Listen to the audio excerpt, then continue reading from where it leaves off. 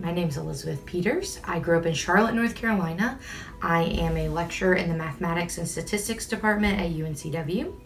I received my Bachelor of Arts in Mathematics with a secondary licensure for 9th through 12th grade from UNCW, and then my MS, Masters of Science in Mathematics, also from UNCW. I'm Jasmine Gaston. I'm an Army brat, so my mom was in the military. My entire life I kind of moved from state to state into several countries. I've lived in 14 states and 2 other countries. I've been in North Carolina for about 6 years. That's the longest I've ever been in one state. So pretty interesting, I'd say. My current title, I work at UNCW in the Youth Programs Department, which falls under the Watson College of Education. I'm the interim Engineering Expectations Director. My job focuses on developing curriculum that exposes kids K through 12 to engineering. I went to North Carolina State University. I studied mechanical engineering. My name is Dr. Tina Catalone. I grew up in Lehigh Valley, Pennsylvania. My current title is founder and president of the STEM Labs. I'm also adjunct professor at UNCW. And my formal education, my Bachelor of Science degree, I got in genetic engineering at Cedar, Crest College. And then I have my PhD in cell and molecular biology from Penn State Med School. My name is Sharon Braxton. I grew up in Hampstead, New York, which is on Long Island. I went to public education while I was growing up. So my elementary school, my high school, my middle school, my high school, they're all public. I did 2 years at Johnson C. Smith, which is an HBCU in Charlotte. And then I transferred to UNCW, and that's where I got my bachelor's. And I'm now working, and I have a bachelor's in computer science. Woohoo! There's not a lot of that. And I am now currently working on a Master's of Science in business analytics, where I hope to hopefully have a Master's of Science on it first. Yeah. And I am an operational reporting support data analyst. It's a lot, right? But I'm 50% of the reporting support team in the enterprise systems team within ITS. I fell in love with genetics when I was in high school. I actually took a high school genetics class and was absolutely blown away and fascinated by the subject. Loved it, wanted to learn more about it, and that is really what turned me on. Prior to that, I wasn't sure. I did like marketing, I liked doing some business but the STEM profession just really came to me with that genetics class. Moving around a lot and living in different countries, I was learning different languages, and the cultures were so different, but one thing that stayed the same was math. And so I really kind of liked that. Oh, there's one thing that kind of stays the same, and it was something that I was really good at. So I actually kind of excelled in math, placed out of several math classes, and even in high school I was taking math classes at a community college. So I figured, well, what could I do with something that I'm really strong in, math? So I started researching engineering. I liked physics in high school, and so I got into all the engineering programs that I applied to. So from there, that's just kind of where it went. I think in high school, my high school was the kind, here I go dating myself. We had a computer science class, and this was back in the day when you wrote long code literally on long yellow paper, and it had line numbers, and you would type it all in, but you would save it on a cassette. Right, so you can date. I just dated myself. It's okay. It's all right. Yes. But I loved it. And then to top it off, I love math. Yes, I'm that nerd. I'm that one that drives a car and sees your license plate and I'm already adding the numbers seriously on the back just for grins and giggles. So it was like, okay, do I go and teach math? I love teachers, I do, but no.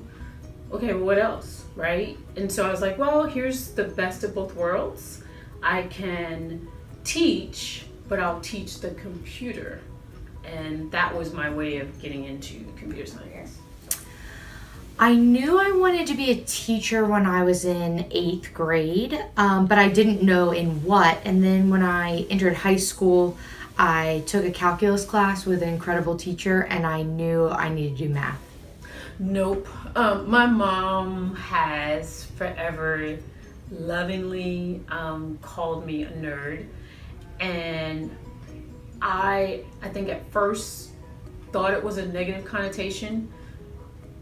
But after a while, I realized that really what she was saying was, I know my strength in STEM and I like it. And so, yeah, I'm a nerd. And I think because I embraced it, it no longer became negative to me. And I laugh about it all the time. I'm just like, yep, I'm the nerd. You're right. I think that's the reason why I wanted to stay in it, because people don't look at you and expect you to know or have that strength. I like being that female in STEM. I like seeing that sort of shock on people when you walk in to a meeting and they don't expect there to be this female who can seriously talk right along with you guys and actually give you the advice you need to make or not make a purchase or decision. So negative, maybe. Did it really affect me negatively? Nope. Yes. I mean, I'm not sure how many friends or people have friends that like math, or when they hear the word engineer, they're like, ooh, you're smart. I'm just like, okay. So I wouldn't say I was directly discriminated by my friends or family, but it definitely was hard because we didn't have much in common when it came to my academic interest. So I could never do homework with some of my peers. I had to make friends within my major. In terms of my family, I'm the first engineer within my family, so it's definitely an aspiration, a good thing for my family, but it was never like oh, okay, you should definitely do that because they make a lot of money, or it's more so, well, if that's what you want to do, but if it's hard, you can definitely change your mind. So there was never too much motivation behind it either. So I would say the struggles still come with it, especially now. I'm in grad school. I'm like, this is hard. I really just want things to be easier. They're like, well, why don't you just change your field? I'm just like, no, I don't want to do that. So just kind of lacking within support. I wish I had more support from my friends and family. So I grew up in a big city. Charlotte, North Carolina is the biggest city in North Carolina. So there were a lot of working women around, and I never felt like I couldn't pursue a STEM profession. My father's also a civil engineer, does a lot of math, so that really inspired me. And I had, a mentor in a way of seeing somebody in a STEM program. I will say I did grow up in a Christian home, and I don't believe that at all swayed what I ended up pursuing. So it wasn't that I had to stay at home or that I couldn't go be out in the workforce, let alone be in a STEM position. I've worked at various companies where I would have to be the one that was sent out to go and represent the company from a technical advice standpoint. And there were some red states. There were some very predominant male areas. I can remember being on a implementation team, and we would go out to some definitely non-welcoming women areas, and you could see the looks on the men's faces, but of course you're with another group, so they're not going to say anything out of the way, but you can see either the shock or you could see the unwelcoming sort of look until you convinced them of what you knew. And then it was a shutdown, and then you just sort of got that personal satisfaction. What I have definitely observed is that geographically there's different regions that have cultural differences. And what I mean by that is there are certain areas where I've lived, certain states where I lived, where it wasn't as prevalent to have a female in the household following a career path. They may go to college, graduate, and start the career path, but when they had their family, they would change roles. And I definitely noticed that. I've lived in 5 or 6 different states at this point, and so I've definitely seen regional differences. Women have one way of caring and pushing. We're more maternal. And then guys have a different way. They're a little more brash, but it worked. So yeah, treated differently. Yeah, felt the push. Absolutely. Did I see the difference? Now I do. I did in high school. I was very excited about pursuing a genetic engineering degree, so I loved the genetics class. And do you remember specifically when I told my guidance counselor, my response was that I might want to consider an easier field, something not quite as challenging, and not really sure where that came from, because academically, I was a fit for the program that I got into, but that does stick with me a lot, and I just used it as motivation to go for it. So, but it's interesting because it brings up the point that, these are pivotal people that students come in contact with, and that's a pretty powerful, statement. And we have to be careful as mentors and teachers that we really are being supportive and listening to our students and anybody who comes to us for some career advice, because it really can have a profound impact, and depending on who you're talking to, that may have long-term consequences for them. So that's something that stuck out for me. Number one, it was something I was interested in. So math and engineering and technology are things I've always really been interested in. And I've kind of have this life philosophy of pursuing your passion. And so once I've identified my passion, that's just been my driving force. And I'm very futuristic, so I have ideas of what I want to be. And I've just always wanted to be the best in whatever I want to pursue. So that's why I'm still continuing within STEM. Also, as I've gotten older and done kind of outreach, aside from my job now, I've realized that there are other girls and minorities who look up to me because they feel like they can be an engineer because they see me. So that is a huge motivation for me to stay within the field. I think it was just my passion in the field. It was really important for me to find something that I could feel good about. I wanted to contribute something and do something that was important, in my background and personally for me, myself, but also family members, we've had medical conditions, and I just knew that I wanted to do something impactful. I actually went into vaccine research and preclinical drug development research for a number of years, and that was my end goal, is I wanted to do something that was important and something that helped other people. I think having a good support system is the first thing. I had incredible family and friends, and growing up, as I mentioned earlier, with someone in the STEM field.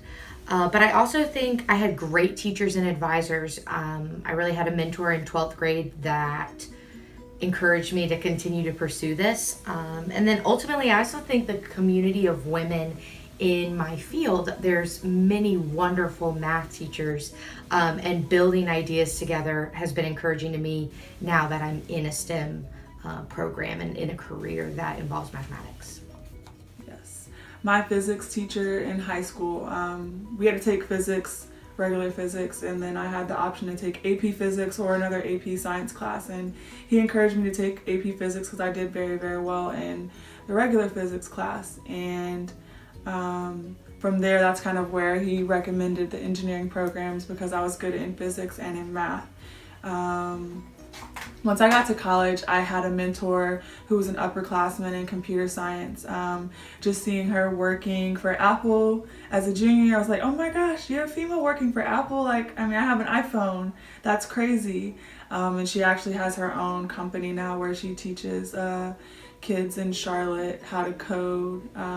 So she's still a mentor of mine. So as I mentioned, in 12th grade, I took calculus with Sue Sams, and she gave math purpose and meaning to me. She showed me where all the algebra I had learned came together and had a purpose, but also where the calculus would be used in real life, and I just couldn't get enough. She was the best. Well, I go back to that high school genetics teacher. We actually crossed paths later when I was a professor, and she came on in our department. I was chair of the department at the time, and she came on and she was looking for an adjunct position. So we worked together again as professionals years later. But you know, I think she was pretty inspiring. My undergraduate mentor, she was a female who was very inspiring as well, and my PhD advisor, she also was a big advocate on women going forward. I still have a book that she gave me which talked about female scientists and female role models, so she was very, very big on that. Do you think with them all being female that made your life easier, or that it pushed you maybe or anything? I think they definitely had a positive influence. They certainly listened to me. They gave me a chance. They taught me. They were really important people in my life. Some of them have passed on already, so as part of that, you know, I wanted to do something with my research that I felt like I was kind of closing that circle a little bit too. But yeah, I feel like that was important to watch them and learn from them. Absolutely not. I don't simply because I know what I know, and I think you have to, in yourself, find that, not cockiness, but self-assurance that you know what you know. And it took me a while to get there. You know, I didn't wake up yesterday and say, you know, whoo, okay, I'm sure about me. That took a while.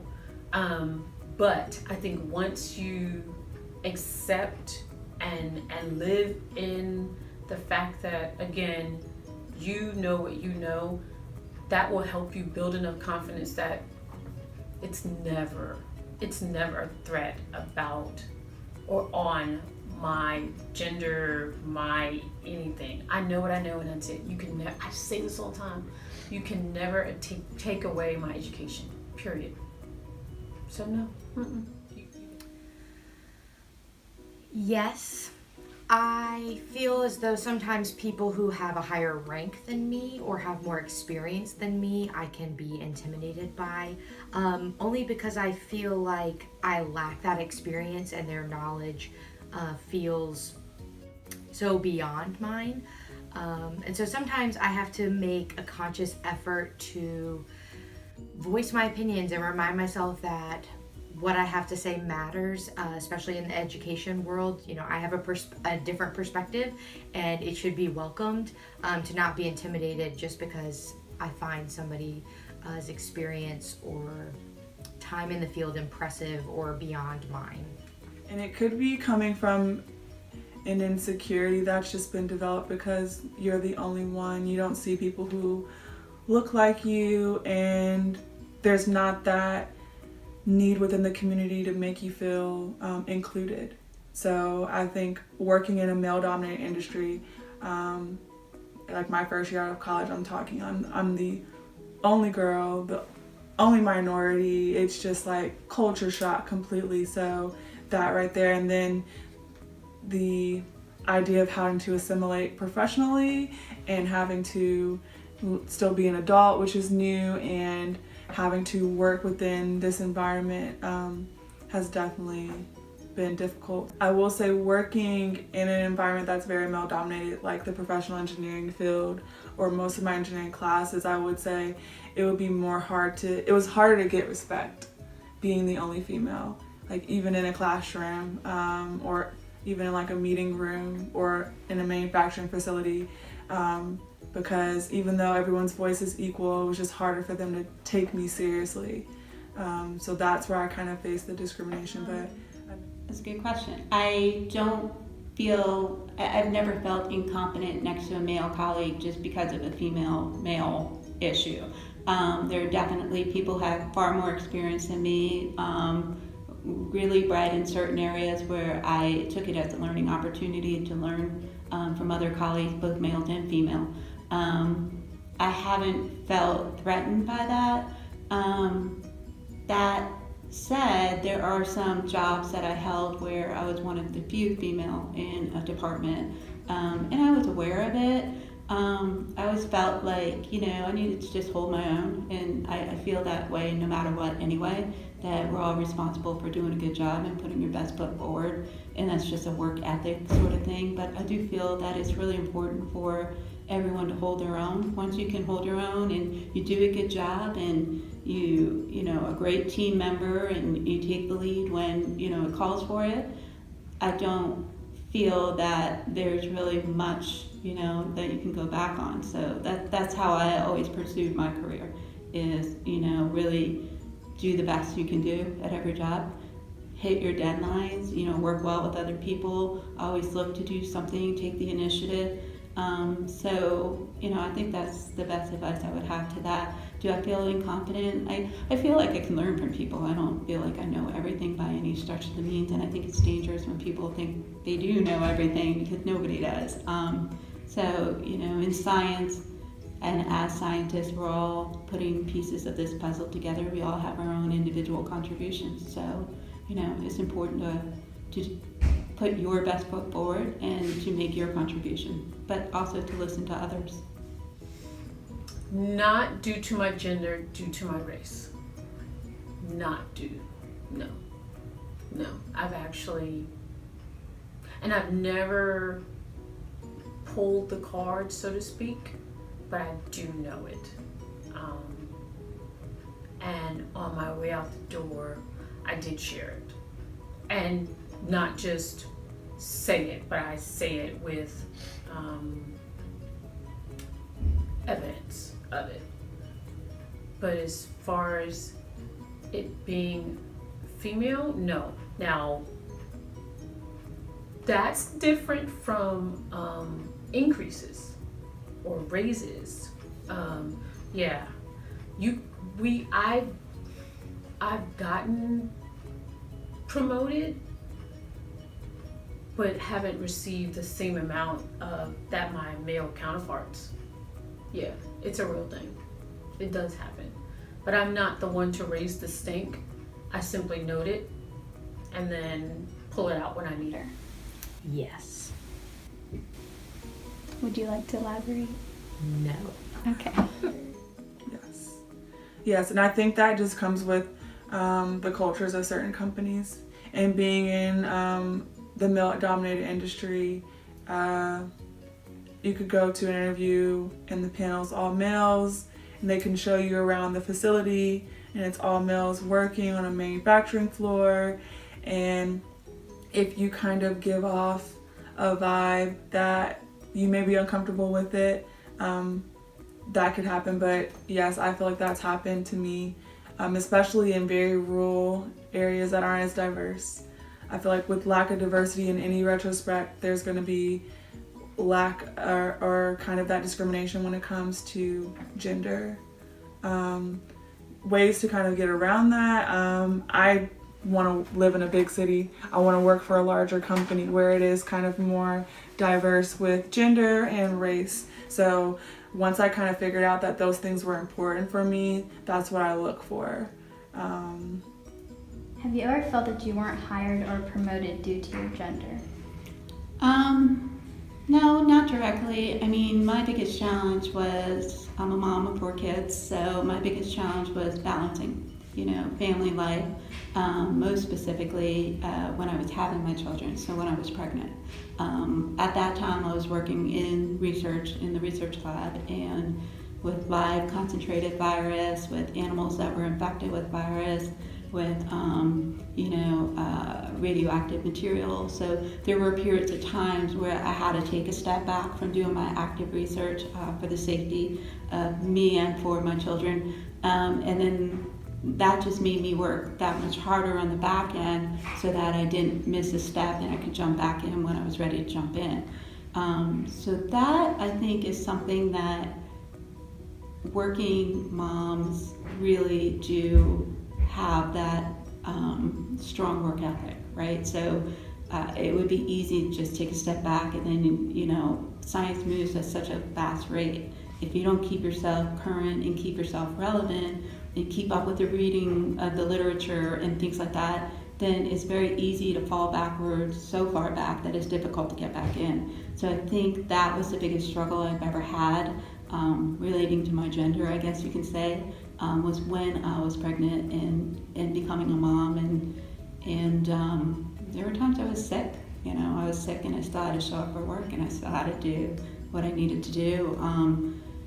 I could have, taken that step back, but grant deadlines don't wait, based off of things like that. You don't really get sick days when you're teaching a class at a university because there's no substitute to call in randomly. So working in academics was stressful sometimes. Plus, women who are childbearing years, they're actually on tenure track during that time. So that's the time where you're supposed to be most active in publishing and getting your grants. So I think that's a big challenge for women these days in terms of balancing that and the timing of that when that all falls on your plate. So that's a challenge. I do believe, however, that my future family, so the family that I would love to have someday, has been put on hold because of what I'm doing right now in my career. But it's because it's important to me and I care about my students and I want to be able to put in the time that I have now. But I have plenty of time for that future family. Just right now, I think it's definitely been on hold. No. My first choice was to have the family, and I also wanted to have a career too. I have a very supportive spouse who also is in the STEM profession. What we had to do to balance, we actually met in grad school, so we kind of knew each other right off the bat and how important it was for each other to have our careers. And so what we had to do through the years, though, is sometimes my husband would take a job that had a higher pay, and I would take the job that had more time flexibility, or it might be the other way around. And as we evolved as a family, we also had to reevaluate our careers, and sometimes we took different career directions, really. Things that at the end of the day would be best for our family, but still keep us feeling satisfied and engaged. We love being stimulated. We love doing something. I don't like not working. It's just a part of who I am. But there were times where I had to figure out what will work best for everyone in the long run. And that's ongoing. That never changes. Right now, no. So I think I have one advantage because I am on the younger side, and moving around a lot, that stability or exposure to a stable family was never a part of my childhood.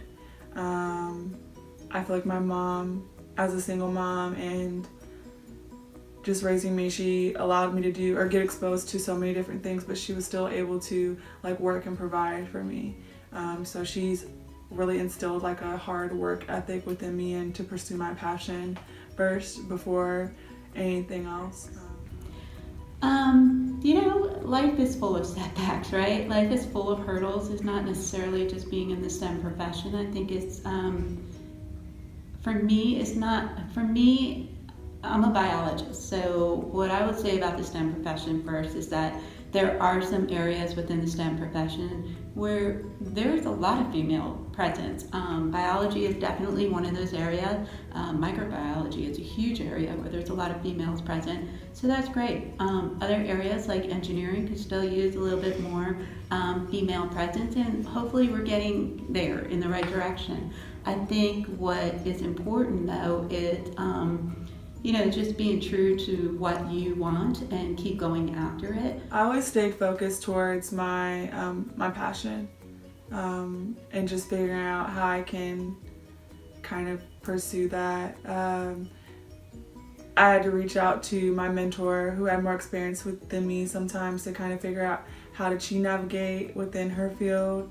I will say her major being computer science was a little bit easier because there are more females, and it's more of a creative, fluid engineering discipline, so she didn't have as many gender discriminations as I did.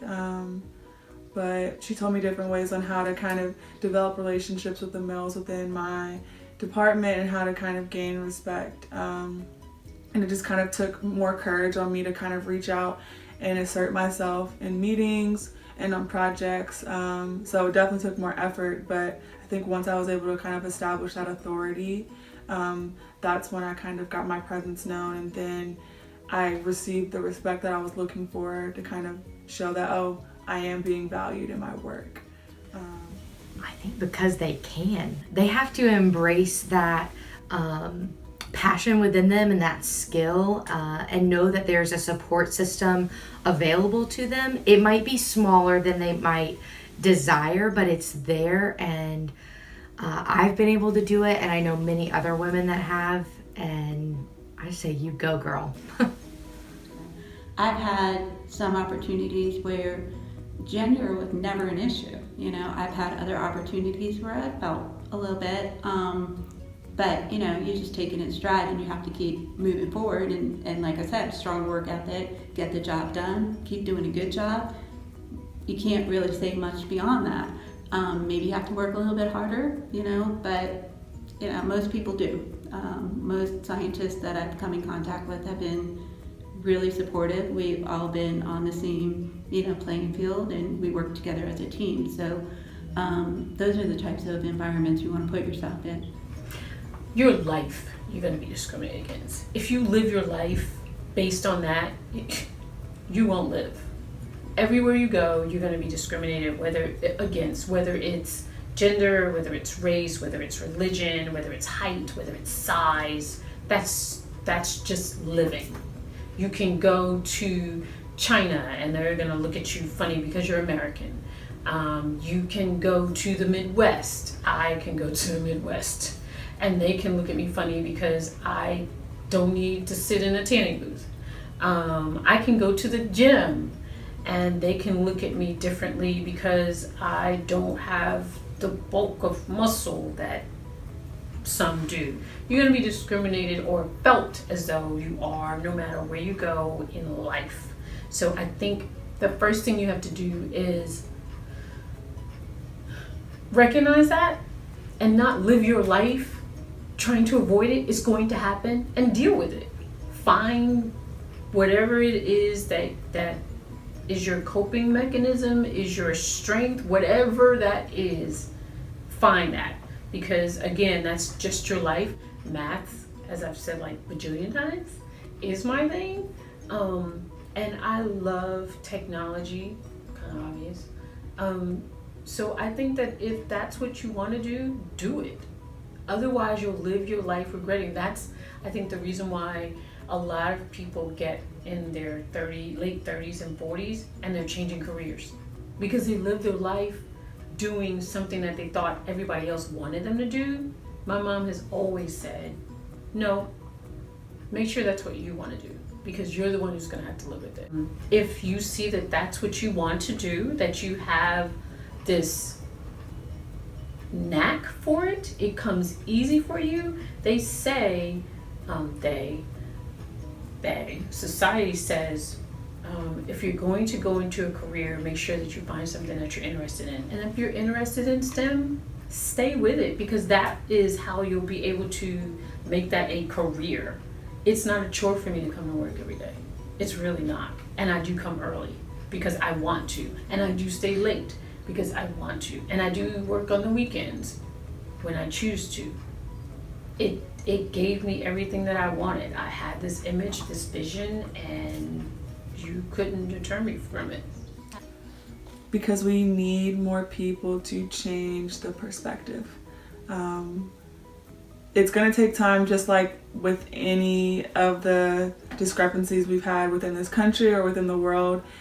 Over time, as things become more comfortable, or the percentage of male to females in certain job fields balances out, then things are going to change. And then I think with anything, diversity within age, gender, race, all that will create a more productive environment because different ideas are going to come through. So when there are more girls within STEM, it's going to allow for more creativity, more innovation, or just different ways that could be more efficient for that industry or our country to kind of move forward. So we have to have more so that we can do more, and that our presence can kind of be known, and so that it can be easier for girls in the future.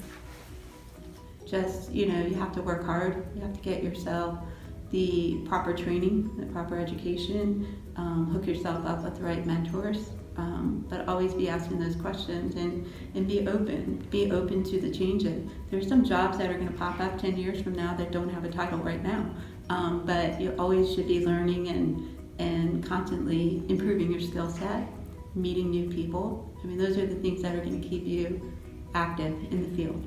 Hold yourself accountable, find what you're truly passionate about, and do something that's going to make a positive difference. It's all about knowing who you are. I think that goes for young girls, that goes for young boys who I'm raising. You have to know who you are. I have to say, we need more women in technology, we really do. That's not a reason necessarily to go into it, but if you see that that's something that comes easy to you and that you like it, go for it, go for it, go for it, please go for it. There weren't a lot, when I was coming through, there are more in this department now, but every time I see another one, I'm like, yes, please, come, please, do it. And If your passion is in STEM or any STEM discipline or a career related to STEM, focus on that passion. Whatever you do, your life should be focused on your passion. If you put your passion first, you'll be able to overcome any roadblocks along the way. Know that you're not going to be the only one who's been through this before. So understand that it may not be easy in the beginning, but there are things that you're going to be able to get used to. And as long as you find some value and a reward within what you're doing, it'll all be worth it. STEM. I would say embrace what you're passionate about, whether it's science, technology, engineering, or math. Find other women and advisors that you can band together with to help you get through those transition points as you move from high school to college onto future education, if that's something you choose. And I would also remind students that there's STEM opportunities that pop up every day, and there's opportunities for you to be the first in something as a woman in STEM, and you have that power within you.